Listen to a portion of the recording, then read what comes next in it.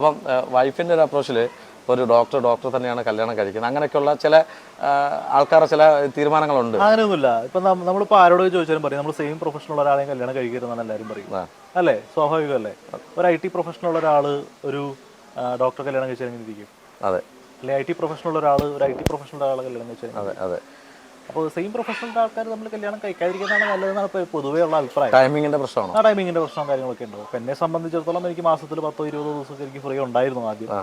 ഇപ്പോൾ അതിലും കുറവാണ്. ചിലപ്പോൾ ഒരു 10 ദിവസമൊക്കെ ഫ്രീ ഉണ്ടാവുള്ളൂ. അപ്പോൾ ആ ദിവസങ്ങളിൽ അതിൽ ഡ്യൂട്ടി അഡ്ജസ്റ്റ് ചെയ്ത് നമുക്ക് ഫാമിലിയായിട്ട് സ്പെൻഡ് ചെയ്യാൻ ഒരുപാട് സമയം കൂടുതൽ കിട്ടാറുണ്ട് എന്നാണ് എനിക്ക് തോന്നുന്നത്. അല്ല, അത് ചോദിക്കാൻ കാരണം എന്ന് വെച്ചാൽ ചില ആൾക്കാർക്ക് ചില ഈഗോസ് ഉണ്ടാവും. കാര്യം ഇപ്പം ഡോക്ടറാണ്, കുടുംബത്തെ തന്നെ പറയാം ചിലപ്പം അവൻ ഇതൊരു സ്ഥിര ജോലിയല്ല, എന്നിട്ടും ഡോക്ടറായിട്ടുള്ള ഒരാൾ എന്തുകൊണ്ടാണ് ഇങ്ങനെ ഒരാൾ പോകാൻ കഴിക്കാനുള്ള തീരുമാനം അങ്ങനെ കുടുംബങ്ങളിൽ അല്ലെങ്കിൽ ബന്ധുക്കൾ അല്ലെങ്കിൽ ഫ്രണ്ട്സോ ആരെങ്കിലും പറഞ്ഞതായിട്ട് എന്നോട് ഒരു കാര്യം ചോദിച്ചല്ലോ. അവർ പുറത്ത് പറഞ്ഞിട്ടുണ്ടോ എന്ന് എനിക്കറിയില്ല.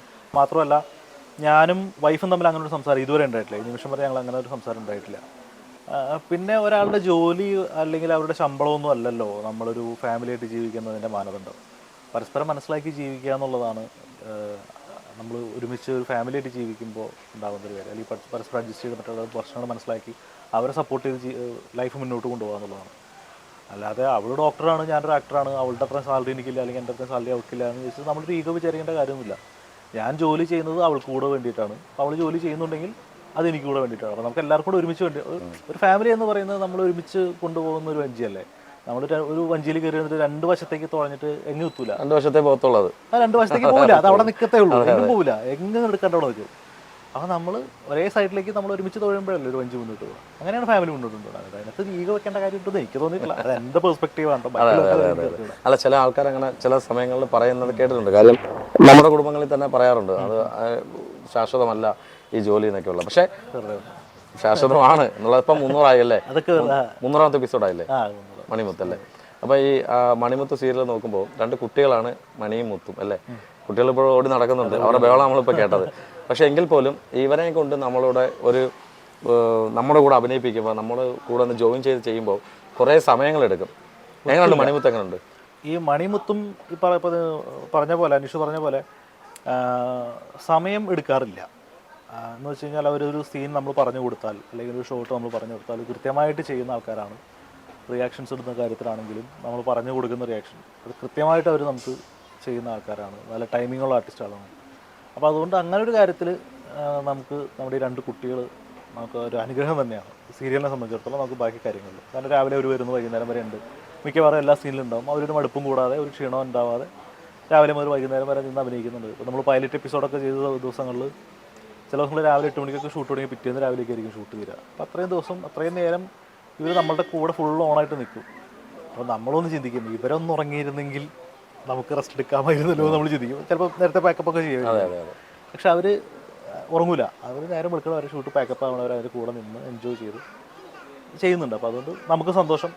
കൂടുതൽ എഫേർട്ട് നമ്മൾ എടുക്കണ്ട, അവർ മാക്സിമം നമ്മളോട് സപ്പോർട്ട് ചെയ്ത് നിൽക്കുന്നുണ്ട്. തീർച്ചയായിട്ടും അതൊക്കെ തന്നെ ആയിരിക്കും നമുക്ക് കുറച്ചും കൂടെ പ്രചോദനം. കുട്ടികളെങ്ങനെ നിൽക്കുമ്പോൾ നമുക്ക് ഇങ്ങനെ ഫുള്ളായിട്ട് നിൽക്കുമ്പോഴല്ലേ ഒന്നും ചെയ്യാൻ പറ്റില്ല, നമുക്ക് ക്ഷീണം കാണിക്കാൻ പറ്റില്ലല്ലോ.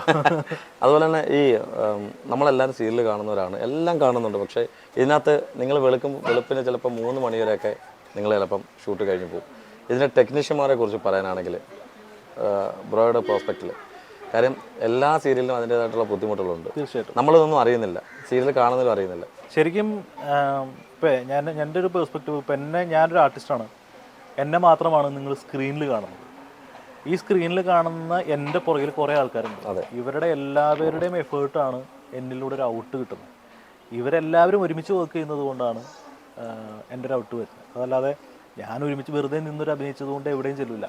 നല്ലൊരു ക്യാമറമാൻ, നല്ലൊരു ഡയറക്ടർ, നല്ല ടെക്നീഷ്യന്മാർ, നല്ല ലൈറ്റപ്പ് ചെയ്യുന്ന ആൾക്കാർ, നല്ല മേക്കപ്പ് മാൻമാർ, നല്ല കോസ്റ്റ്യൂമർ, ഇങ്ങനെ എല്ലാ ആൾക്കാരും കൂടി വന്ന് കഴിയുമ്പോഴാണ് ഇത് വരിക. ഒരു ഫുട്ബോൾ കളി പോലെയാണ്, എല്ലാവരും കൂടി ഒന്നിച്ച് കഴിയുമ്പോൾ ഗോൾ അടിക്കാൻ പറ്റും.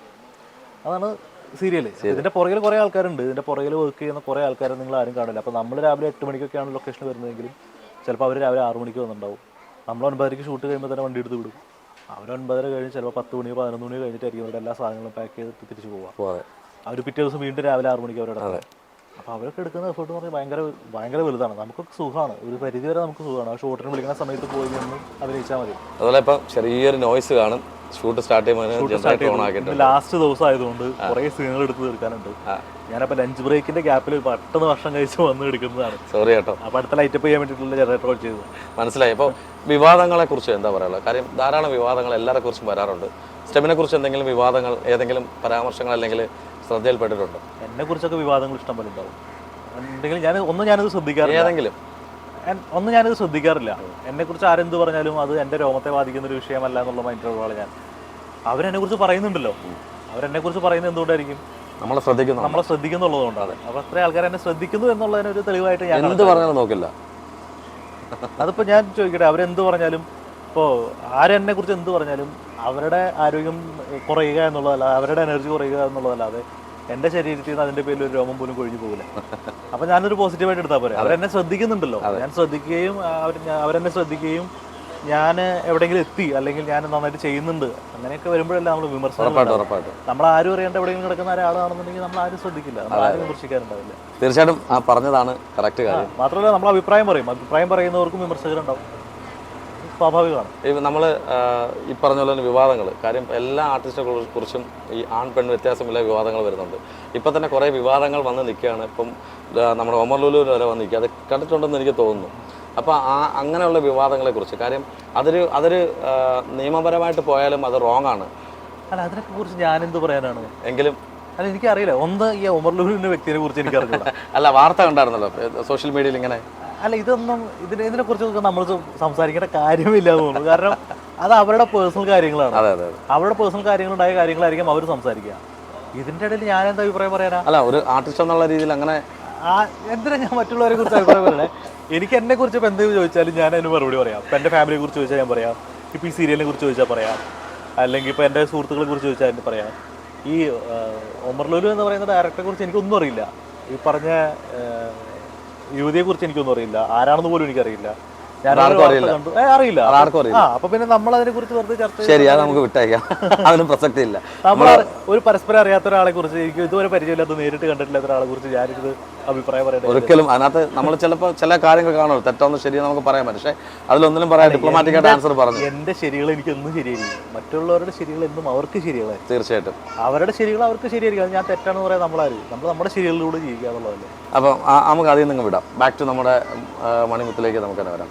മണിമുത്തിൽ നായിക തീർച്ചയായിട്ടും എനിക്ക് 2 സീരിയൽ ചെയ്തിട്ട് നല്ല ഉഗ്രൻ കഥാപാത്രം ചെയ്തിട്ടാണ് ഇതിലേക്ക് വന്നിരിക്കുന്നത്. അവന്തികയല്ലേ അതിനകത്ത് നായിക? അവന്തിക ഒരു പോലീസ് കഥാപാത്രം ചെയ്തു, അതിനുശേഷം വേറെ നല്ല കഥാപാത്രം ചെയ്തിട്ട് ഇതിലേക്ക് സിനിമകളും ചെയ്തിട്ടുണ്ട്. ഒരു കോമ്പിനേഷൻ പറയാം അവന്തികയായിട്ടുള്ള? അവന്തിക എനിക്ക് എൻ്റെ കൂടെ വർക്ക് ചെയ്യാൻ കംഫർട്ടാണ്, അവളും കംഫർട്ടാണ്, ഞാനും കംഫർട്ടാണ്.